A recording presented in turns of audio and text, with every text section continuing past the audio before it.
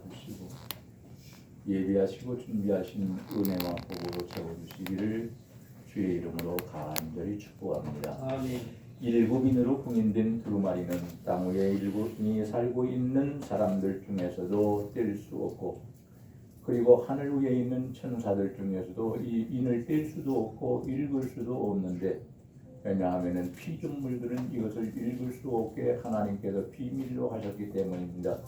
그런데 어린 양이라고 표현된 예수 그리스도께서만이 이 일곱인을 떼시고 그 내용을 읽어주시고 그리고 그것을 집행하신다고 말씀드렸습니다. 또한 첫째 인을 떼니까 흰말 단자가 멸관을 쓰고 활을 가졌는데 이기고 계속 이기려고 나아가는데 가만히 보니 그분은 어린 양이라고 말하시는 예수 그리스도께서 악에 대하여 불의에 대하여 악인들에 대하여 다 심판하시기 위하여 마지막까지 예수님께서 싸우시고 있다, 이렇게 말씀을 드렸고, 두 번째 인을 떼니까 붉은 말이 등장하는데 이것은 전쟁을 상징하는 것으로 땅에서 화평을 제하여 버리고 그리고 서로가 죽게 만들어 놓고 전쟁에서 사용하는 큰 칼을 받았다고 말했습니다. 셋째 인을 떼니까 검은 말이 등장하고 말의 단자가 저울을 가졌는데 그건 경제적인 엄청난 어려움을 말하는 것이다, 그렇게 말씀을 드렸습니다.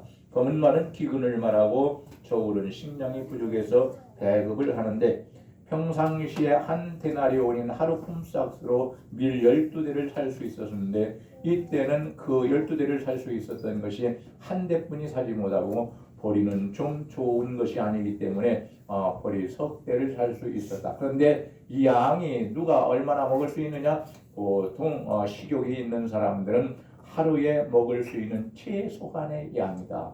넘치는 게 아니고 최소한의 양. 그러니까 본인은 나가서 일함으로 그거 하루에 3끼를 먹을 수 있을지 몰라도 아내와 처자식, 자식들 그리고 부모님은 모신다 할지라도 굶어서 죽을 수밖에 없는 아주 불행한 역사가 일어난다. 면역사적인 사실이다, 그렇게 말씀을 드렸습니다. 하지만 6절에 있는 말씀을 보니까 다행히 단연생이기 때문에 밀과 보리는 1년생이지 않습니까? 그런데 이 감람나무와 포도나무는 단연생이기 때문에 깊이 뿌리를 내리고 이 거름을 빨아먹기 때문에 감람류와 포도주는 하나님께서 뭐라고 말씀하십니까? 보호하라, 해치지 말아라.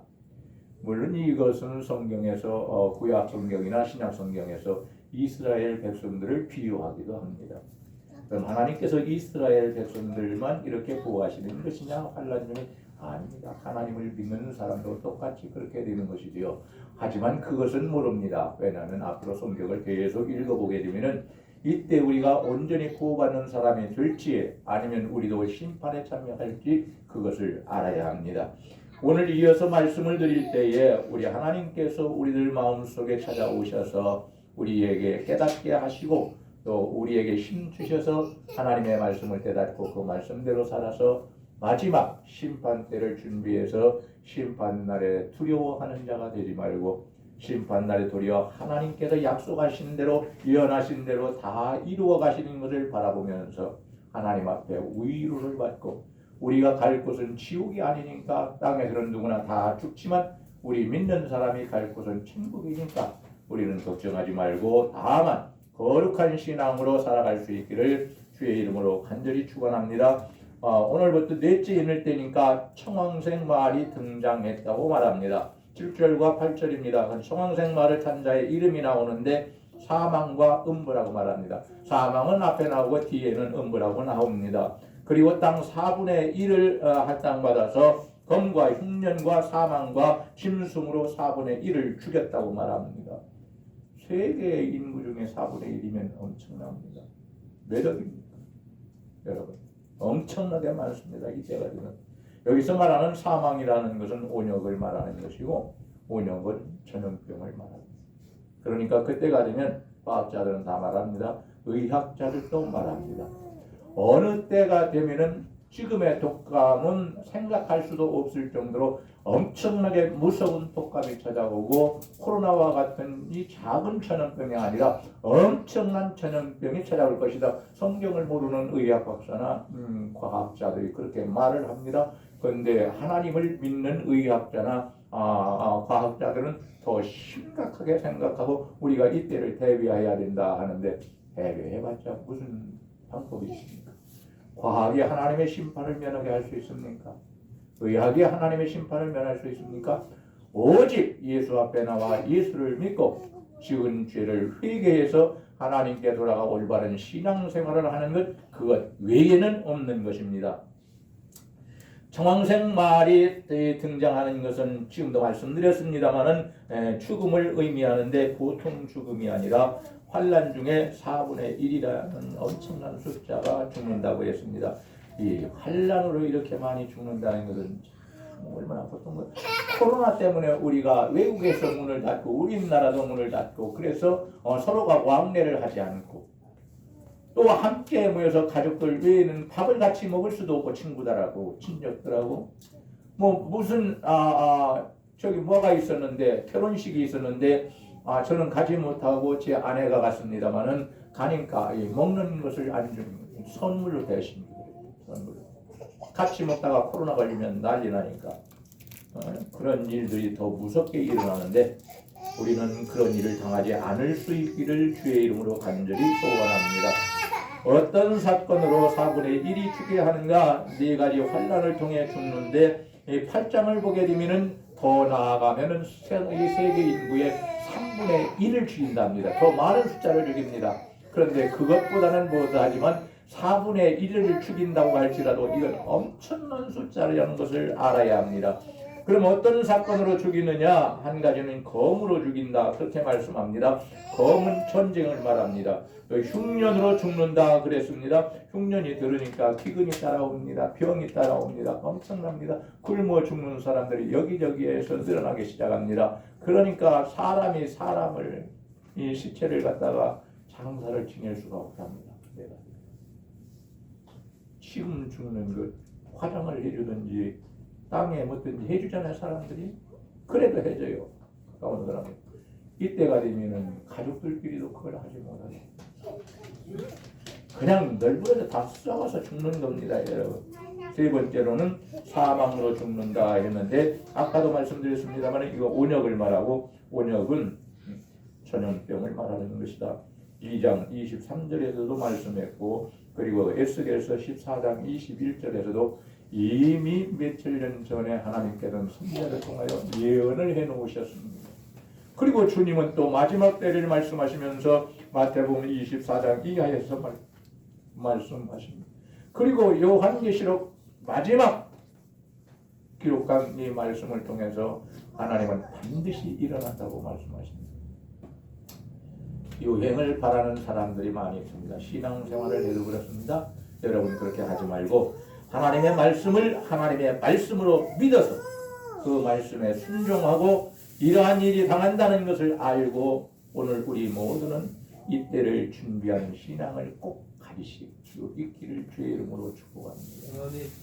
하나님께서 인정하시는 신앙, 사람이 인정하는 신앙이 아닙니다. 자신이 자랑하는 신앙이 아닙니다. 우리 하나님께서 인정하시는 신앙을 꼭 가질 수 있기를 원합니다. 철저한 회개만이 하나님의 심판을 면할 수 있음을 아십니다.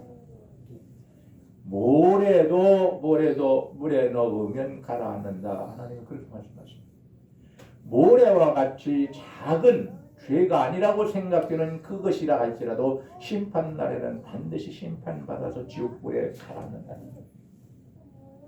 작은 것이라고 나는 별 죄에 앉았다 그렇게 하지 말고 아이고 작은 죄까지도 내가 믿음으로 살면 이거 안 지을 수 있었는데 마음속에 죄 지은 것을 분하게 여기고 마음을 찢으면서 하나님 다시는 이러한 죄를 짓지 않겠다고 회개하고 하나님께로 돌아가서 말씀대로 순종하며 살면 하나님께서는 그 사람의 모든 죄를 다 사하여 주시고 그러한 성도들을 우리 하나님께서 붙잡으셔서 보호하신다고 말씀하십니다.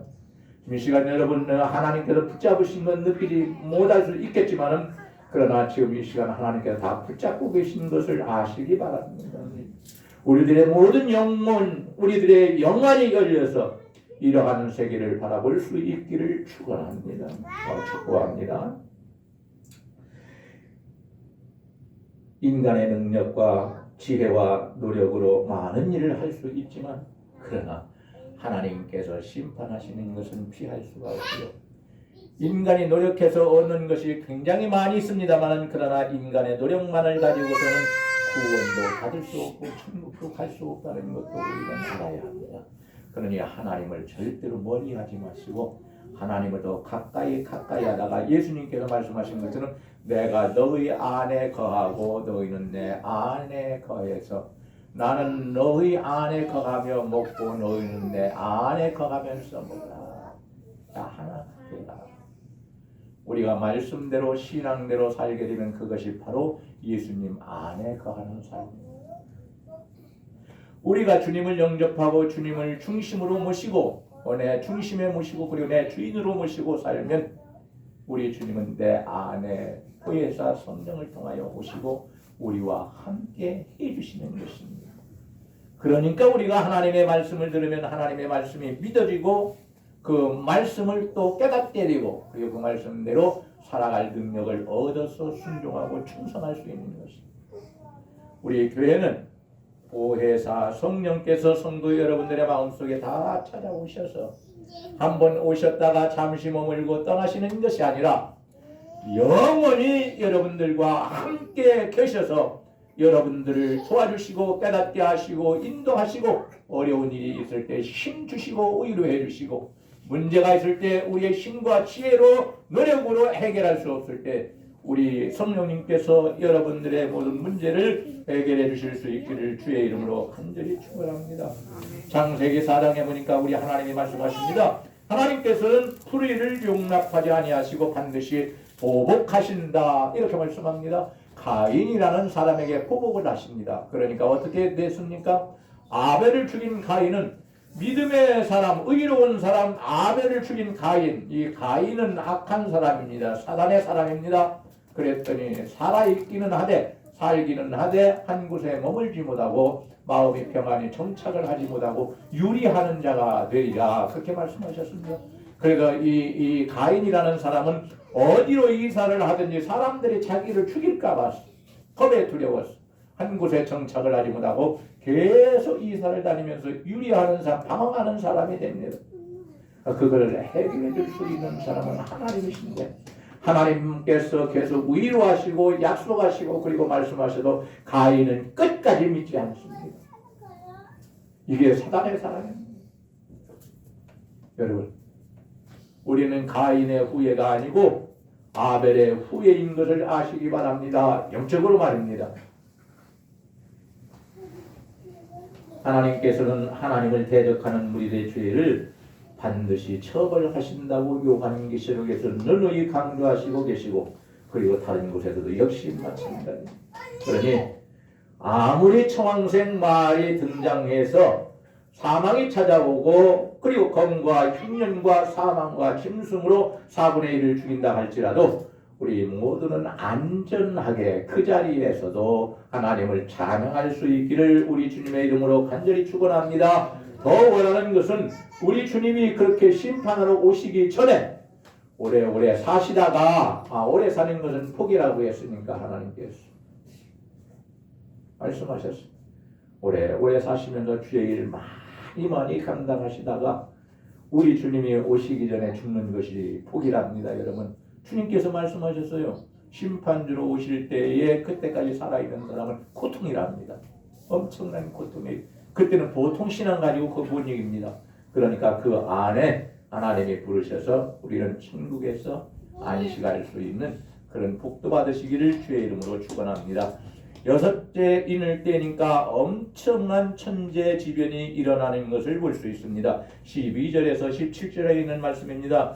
여섯째 인을 때니까 어떠한 사건이 일어나게 되었는가? 천재지변이 일어났습니다. 우주적인 대이변이 일어났어요. 땅에서 엄청난 지진이 일어나는데 이 지진은 지금처럼 그 국지적인 그러한 지진이 아니고 세계적인 지진입니다.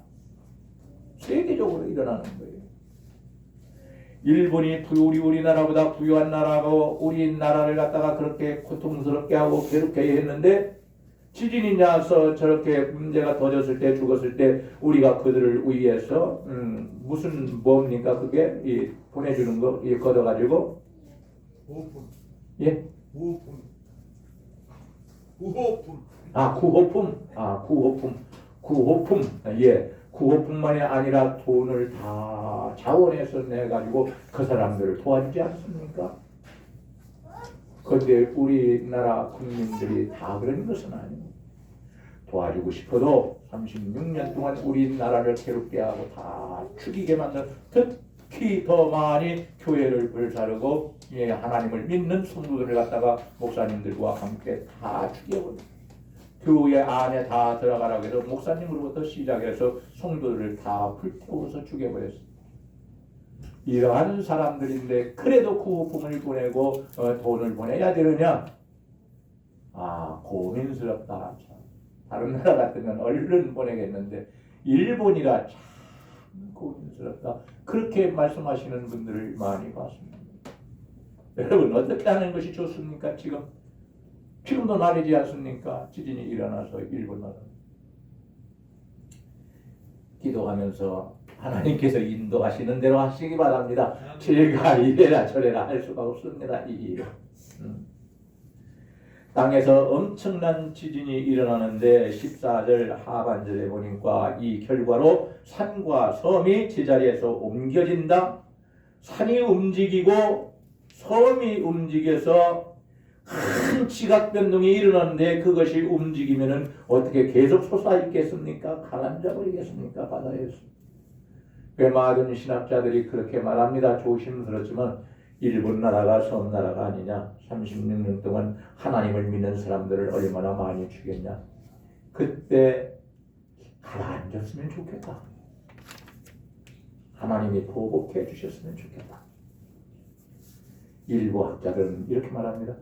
그때 그렇게 원하지 않아도 섬과 산이 높은 산이 다 움직여서 바다로 떠내려가면 가라앉을 수밖에 없으니 기도할 필요도 없고 그것 가지고 바랄 필요도 없고 가만히 있으면 하나님께서 아셔서 하실 것이다. 하나님이 아셔서 하실 것이니까 그 일에 대해서는 신경을 쓰지 말자. 그렇게 말씀하시는 분들이 있습니다. 또 한 가지는 해가 검은 털로 짠 상복같이 어두워진다고 12절에서 말씀합니다. 검은 털로 짠 상복이라는 것은 염소 털로 짠 상복을 말합니다. 돈이 없는 사람들은 그것을 사서 입고 그리고 장례식을 지냈거든요. 이와 같이 해는 검은 털로 짠 상복같이 아주 새카맣게 어두워진다. 옛날 성경에는 해는 청담같이 어두워지고 그렇게 말씀하셨습니다. 청담이라는 말은 새까만한 것을 말합니다. 검은 것을 말합니다. 검은 것은 어두운 것을 말하고 이 어두움은 슬픔을 상징합니다. 이때는 다 자기가 상복을 입은 사람처럼 자네 가정에 죽지 않는 사람이 없으니까 다 슬퍼하게 된다. 그리고 하나님께서 사람들에게 준 것 중에 제일 좋은 것 중에 하나인 해가 제 기능을 하지 못해서 검어지게 되면 햇빛이 없는 세상이 되어버린다는 거예요. 그러면은 밤이 계속 기는데 그냥 밤이 않고 해가 없으면은 심각해지는 것입니다. 달은 어떻게 됩니까? 달만 떠도 다행인데 그런데 해가 비치지 않으면 달의 빛을 방사할 수 없으니까 달도 역시 오늘 말씀을 보니까 피같이 변하게 됩니다. 옛날에는 그렇게 생각을 했습니다. 신학을 하게 되면 달이 피같이 변한다는 말은 사람들이 과학이 발달해서 지금 달나라 가서 여기저기 자기네 땅이라고 지금 나무 꼭대기 하나씩 박아놓고 여기는 우리 땅이다. 지금 각 나라가 그렇게 하고 있습니다. 그래서 이 심판을 피하게 보겠다고 거기에 올라가면 거기에서도 심판받아서 사람들이 죽기 때문에 피와 같이 된다고 한 것 아닌가? 예전에는 그렇게 생각했어요. 근데 해가 빛이 없으면 달도 자동적으로 어두워지는데 빛빛같이 되니 얼마나 두려운 것입니까? 그것뿐만이 아닙니다. 13절에 보니까 별들은 큰 바람에 대풍에 무화과가 떨어지는 것처럼 떨어진다. 선무화 열매라는 말은 아직 익지 않아서 새파란 조그마한 열매를 말합니다. 이것이 태풍을 만나면 견뎌내겠습니까? 다 떨어진다는 거예요. 하나도 없이. 별이 그렇게 된답니다. 별이 다 땅에 떨어진다는, 지구보다 훨씬 큰 별이 많잖아요. 그러니 이 별들이, 저 하늘에 있는 셀 수도 없는 그 많은 별들이 이 땅에 지구에 떨어진다면 지구가 어떻게 되겠습니까? 뻔하지 않습니까? 살아남을 사람이 없지요. 거기서 살아나면 대단한 사람입니다. 별들이 땅에 떨어지면 우리는 어떠한 일이 일어날 것을 뻔히 압니다. 아는데도 불구하고 많은 사람들이 어떻게 합니까? 회개하고 돌아오지를 않는답니다. 참 불행합니다. 매일 보던 저 하늘은 종이쪽처럼 말려서 다 떠나간다. 이 추구를 이렇게 감아서, 죄송합니다. 추구를 이렇게 감아서 가위로 가운데를 자르면 옆으로 이렇게 둥그러지게 이렇게 말리면서 탁 떠나갑니다. 양쪽으로 갈라요. 그와 같이 됩니다. 저 하늘이, 그 하늘에 머무는 것이 아무것도 없는 것이죠. 하나님께서만 주장하시는 것이죠. 여러분, 그리고 또 무슨 일이 일어나니까 두 번째로는 불의한 자들을 하나님께서 심판을 하신다고 말씀합니다. 불의한 자들을 심판하신다. 어떤 자들을 임금을 심판하신다고 말합니다. 권력자 겸 통치자를 말합니다. 왕족을 또 심판하십니다. 권력자를 말합니다. 장군을 심판하십니다. 군대와 권력자를 말합니다. 부자들, 강한 자들을 하나님께서 심판하십니다. 사회적으로, 경제적으로 유력한 자이고 이 사람들은 다른 사람을 무서워하지 않습니다. 왜? 힘이 있으니까 자기네들. 아무리 높은 사람도 갖다 주면 다 해결해 주니까 무서워하지 않은 사람은. 그러나 이때 자기가 가지고 있는 어떠한 것으로 해결하려고 한다면 하나님의 불의의 분노의 심판을 더 면할 수가, 죄를 더 첨가하는 것이 되어버리고만 회개하고 돌아야 하는데 안 한대요. 그렇게 다 해도. 그래서 결국 악인들은 마지막 심판에 처한다는 거예요. 종과 치주자도 심판하십니다. 자유자든지 일반 시민이든지 돈이 없는 사람이든지 가난한 사람이든지 아픈 사람이든지 산속에서 사는 사람이든지 길거리에서 살고 있는 사람이든지 모든 계층의 사람을 하나님께서 다 심판하신다는 거예요. 봐주지 않는다는 거예요. 자비가 없답니다. 이때. 사랑하시고 우리에게 너희가 지은 죄를 진실로 회개하고 돌아오면 하나님께서 용서해 주신다고 분명히 약속하셨고 다 하셨는데 이때가 되면 우리 하나님께서는 자비를 베푸시지 않는답니다. 왜? 계속 말씀해 오셨는데, 그리고 그 증거로 심판을 하시는데 심판을 받으면서도 회개하라고 할 때 회개하지 않으니까 우리 하나님께서 그러한 사람들을 봐줄 이유가 없답니다. 여러분, 이들은 어떤 사람들인가? 불신자를 말합니다. 사단과 연합하는 사람들이고 하나님을 대적하는 사람이고 우상을 숭배하는 사람들이고 예수 믿는 사람들을 핍박하는 사람들, 거짓 선지자들이고 또한 거짓 교사이고 거짓된 성도들입니다. 교회 안에서 이단이 되어가지고 성도들을 다 현혹시키고 말로 자기 편을 만들어서 교회를 뒤집으려고 하는 그런 악한 사람들입니다. 여러분, 이 시간을 통하여 우리는 심판을 대비하라는 하나님의 음성을 들을 수 있어야 합니다. 왜 이 말씀을 하시는 겁니까?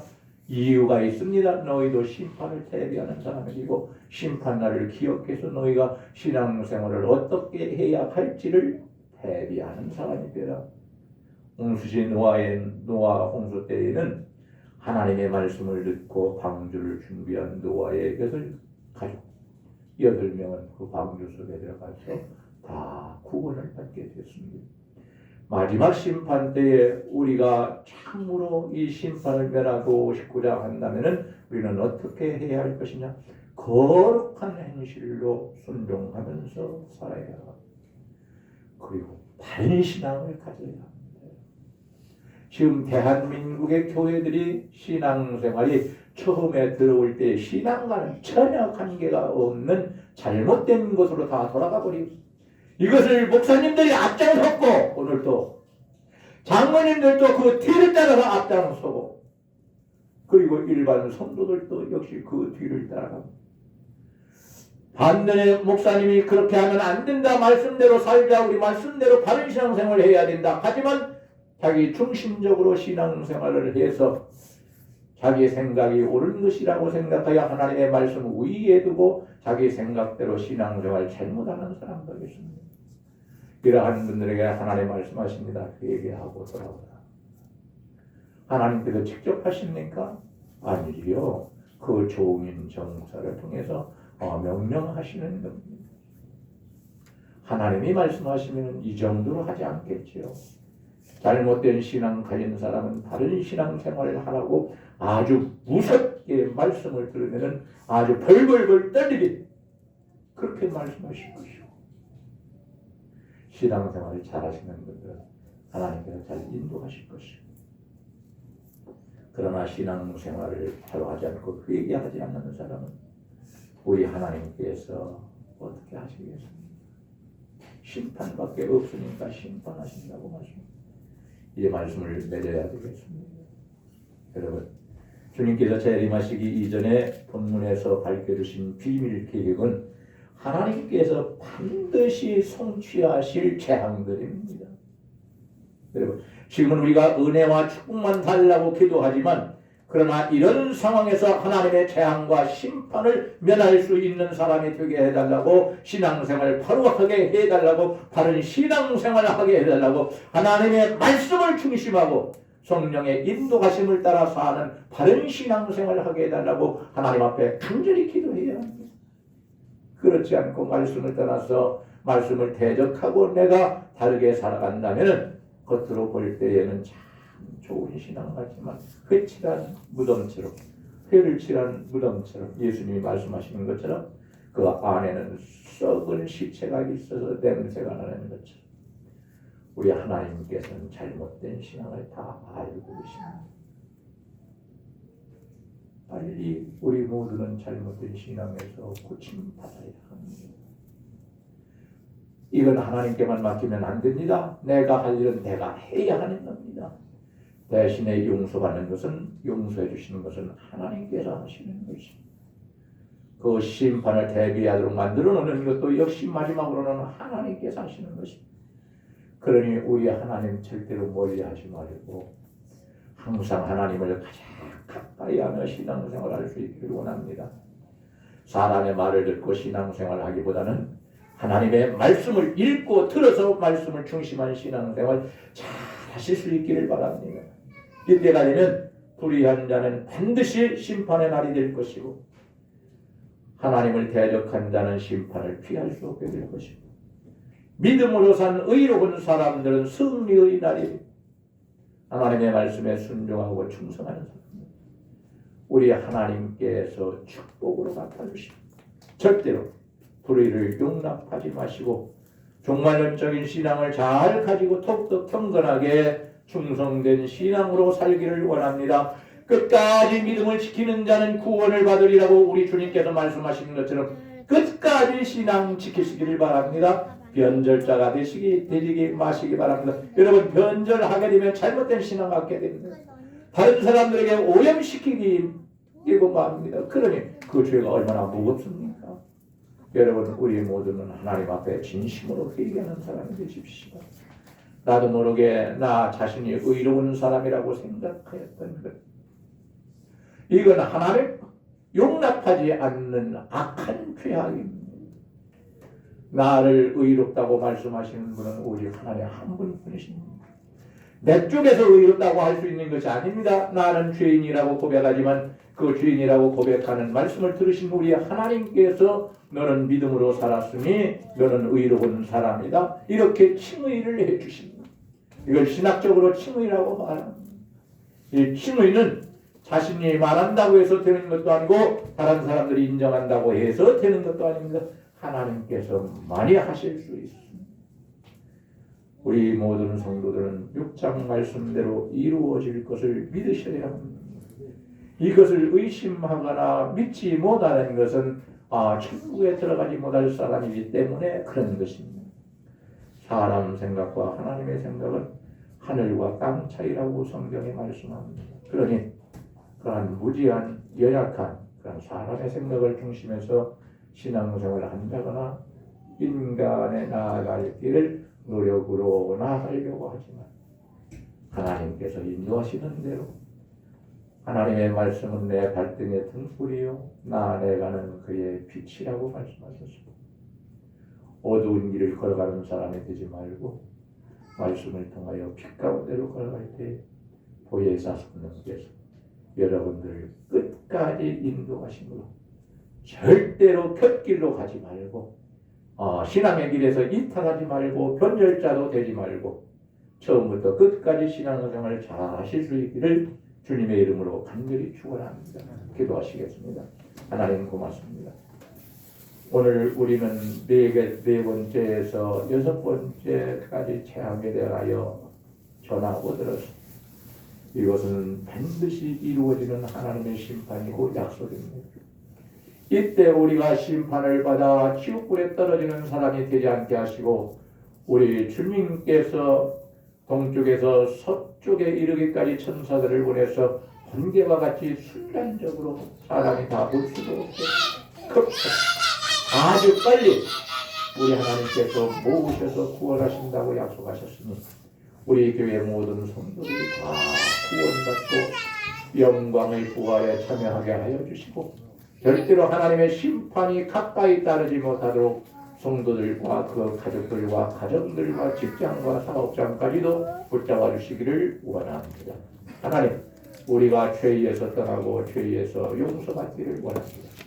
이 시간 우리 하나님 앞에 간구하오니 우리 주님 십자가의 능력으로 우리 모두의 죄를 사하여 주시기를 원합니다. 교회 올 때에는 우리가 죄짐을 무겁게 짊어지고 왔다 할지라도 돌아갈 때는 다 용서받고 가볍게 돌아가며 기뻐하며 찬양하며 돌아갈 수 있도록 하나님께서 역사하여 주시며 이러한 심판이 나와는 관계없는 심판이 되도록 우리 하나님 믿음으로 살아갈 수 있는 저희들이 되도록 아버지께서 인도하여 주옵소서. 우리 구주 예수님의 이름으로 기도하옵나이다. 아멘.